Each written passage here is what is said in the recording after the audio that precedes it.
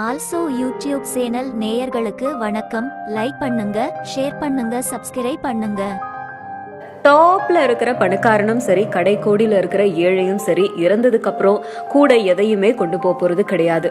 பிறந்த எல்லாருமே ஒரு நாள் மரணத்தை தழுவியே ஆகணும். இந்த மரணம் அப்படிங்கறதும் நமக்கு யமதர்மராஜாவுடைய ஞாபகம் தான் வரும். அவர் எரும மாடுல பாசக்கயிறு போட்டு நம்மளுடைய உயிரை அப்படியே பறிச்சுட்டு போயிடுவாரு அப்படின்னு நீங்க நினைச்சீங்கன்னா அதுதான் தவறான புரிதல்.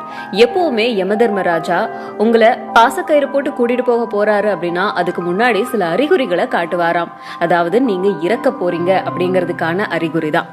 அதுதான் இப்ப நாம பார்க்க போறோம். மரணத்தோட கடவுளான யமதர்மர் உங்க உயிரை எதுக்கு சில காலத்துக்கு முன்னாடியே உங்களுக்கு அறிகுறிகள் மூலமா சொல்றாரு அப்படின்னா இனிமேலாவது உங்களோட பாவங்களை குறைச்சுக்கோங்க அப்படிங்கறதுக்கான அறிகுறி தானா. அப்படி அவருடைய அறிகுறிகளை மதிக்காதவங்களை பரிதாபமான முடிவுக்குள்ளார ஆளாக்குவாராம். அந்த மாதிரிதான் யமதர்மராஜாவோட நண்பர் ஒருவர் இவருடைய அறிகுறிகளை மதிக்காம இருந்தாராம். அதுக்கு ரொம்ப பரிதாபமான ஒரு இறப்பை கொடுத்திருக்காரு யமதர்மராஜா. யமதர்மன் மரணத்தின் கடவுளாக சிவபெருமானால அங்கீகரிக்கப்பட்டவர். இவர் லோகபாலன் அப்படின்னு அழைக்கப்படுறாரு. அதனுடைய அர்த்தம் எல்லா திசைகளுக்குமான அதிபதி அப்படின்னு அர்த்தம். புராணங்களின்படி அவர் தான் பூமியிலிருந்து இறந்து மேல் உலகம் சென்ற முதல் மனிதர். பூமியிலிருந்து இறந்து மேல செல்ற அனைவருக்கும் அவங்க செய்யற கர்மத்தின்படி அவங்க செல்ல வேண்டியது நரகமா சொர்க்கமா அப்படிங்கறத இவர் தான் முடிவு பண்ணுவார். புராண காலத்துல யமுனை நதிக்கரையில அமிர்தன் அப்படிங்கிற வணிகன் வாழ்ந்து வந்தான். மரணத்தை நினைச்சு அதிக பயம் கொண்ட அவன் யமதர்மனை நோக்கி பல யாகங்களையும் தவத்தையும் மேற்கொண்டான். அவனுடைய நோக்கம் யமதர்மனை நண்பராக்கி கொண்டு மரணத்தை தள்ளி போடுறதுதான். அவனோட உண்மையான நோக்கத்தை அறியாத யமதர்மன் அவனோட தவத்தால ஈர்க்கப்பட்டாரு. அவன் முன் தோன்றி அவனோட ஆசையை நிறைவேற்ற எண்ணினாரு.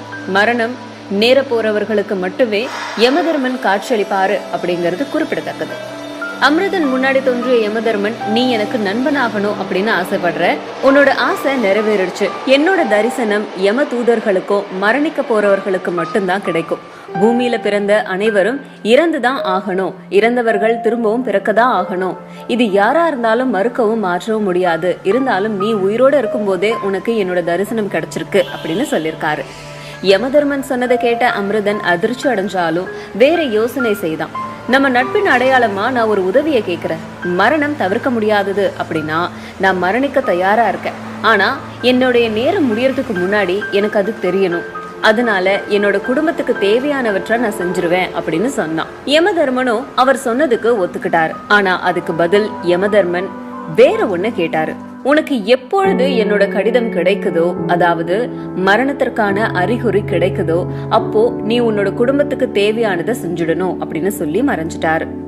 அதுக்கு பிறகு அந்த அமிர்தன் என்ன காரியம் செஞ்சான், யமதர்மனுடைய கோபத்துக்கு எப்படி ஆளானா அப்படிங்கறத தொடர்ந்து அடுத்த வீடியோவில் கண்டினியூவா பாருங்க.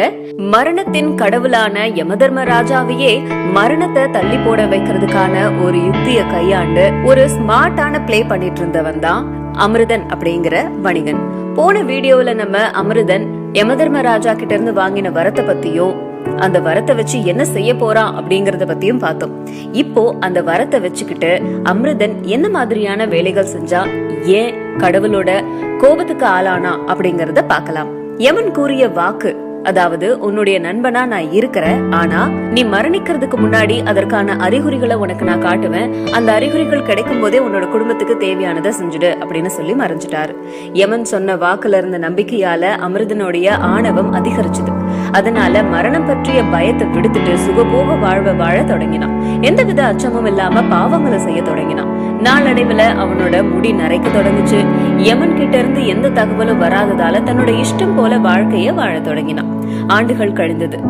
அமிர்தனோட பற்கள் எல்லாருமே விழ தொடங்குச்சு. நம்ம மரணம் இப்ப நடக்க போறதில்ல அப்படின்னு நினைச்ச அமிர்தன் தொடர்ந்து பாவங்களை செஞ்சுக்கிட்டே இருந்தான். கடவுள்களை வழிபடுறதையும் நிறுத்திட்டான். மேலும் சில ஆண்டுகள் கழிந்தது. அமிர்தனோட கண் பார்வை குறைய தொடங்குச்சு. ஒரு கட்டத்துல பார்வை முழுதுமா பறிப்போச்சு. ஆனாலும் யமன் கிட்ட இருந்து எந்த கடிதமும் வரல. வயதான காலத்துல அவனோட உடல் தசைகள் வலிமையை இழந்துச்சு. படுத்த படுக்கையானா, முடங்கி போனான். இருந்தும் தனக்கு மரண கடிதம் அனுப்பாத தன்னோட நண்பனுக்கு மனதுக்குள்ள நன்றி சொல்லிக்கிட்டா அமிர்தன். ஒரு நாள் இரவுல அமிர்தன் தூங்கிக்கிட்டு இருக்கும் போது யம தூதர்களை பார்த்து அதிர்ச்சி அடைஞ்சான். உடனே வீடு முழுவதும் யமன் அனுப்பிய கடிதத்தை தேட தொடங்கினான். ஆனா எந்த ஒரு கடிதமும் கிடைக்கல. யமதர்மன் செய்த துரோகத்தை நினைச்சு கோபம் கொண்டா அமிர்தன். இருந்தாலும் அவனோட விதி முடிஞ்சிட்டதால அவன் யமலோகத்துக்கு அழைச்சு வரப்பட்டான்.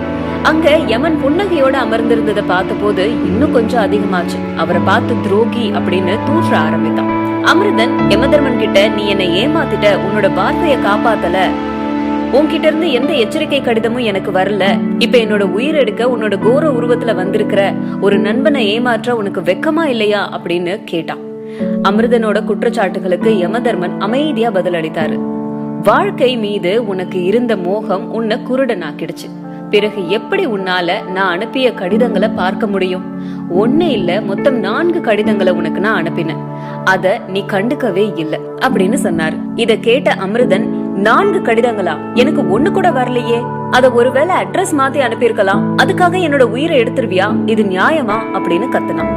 இந்த கேள்விகளுக்கு யமன் கொஞ்சம் கோபத்தோட பதில் அளித்தார். நீ புத்திசாலியா இருந்த போதும் உனக்கு எழுதுகோலால எழுதி கடிதம் அனுப்புவேன் அப்படின்னு நினைத்தாயா முட்டாளே?